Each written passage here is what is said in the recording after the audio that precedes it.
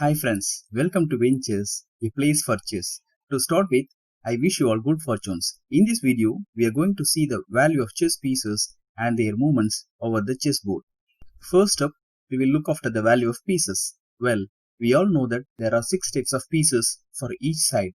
Every piece is assigned a numerical value to represent its potential strength.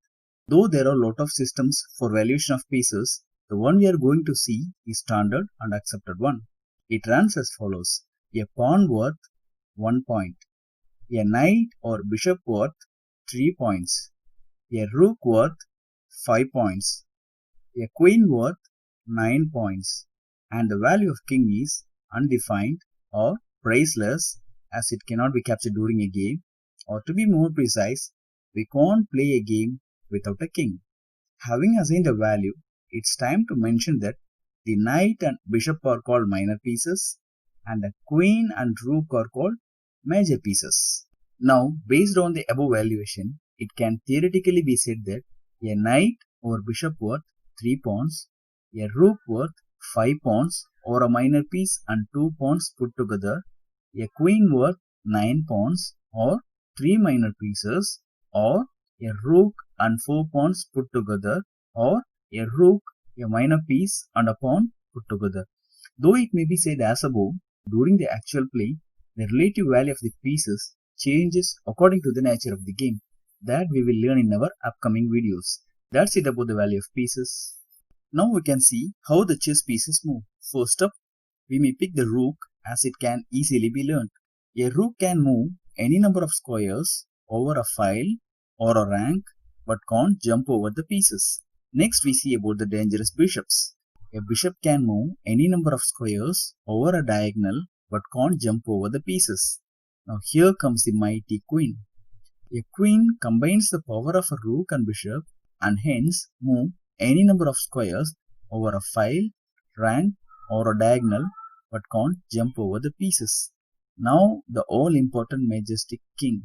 A king, just to the surprise of all, moves only one square in all directions. Okay, now here follows the tricky knight.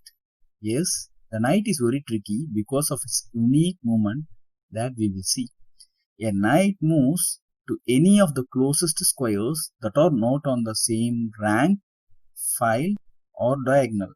Thus, the move forms an L shape to say 2 square horizontally and 1 square vertically or the opposite.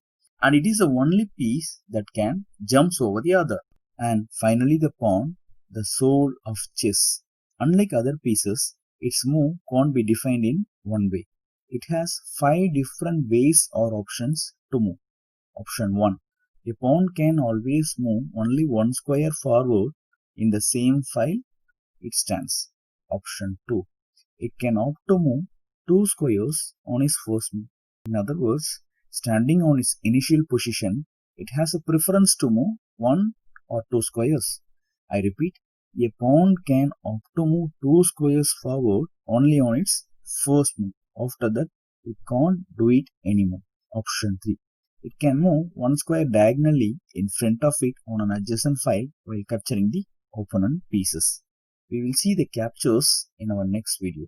The other 2 moves of a pawn are named as en passant and promotion since they are special moves in chess. We will see the special moves in a separate video to follow. And finally, one thing is left about the pawn. The pawn can't move backward or retreat to its original square. Please take a note of it. That's it, my friends. And for your info, our next video is about captures and check. Okay, if this video pleases you, you can please me as well with a like, comment and sharing with your friends. And finally, I remember you to subscribe for more videos. Let's learn and grow together. Be in Win Chess and you will win chess. Thank you.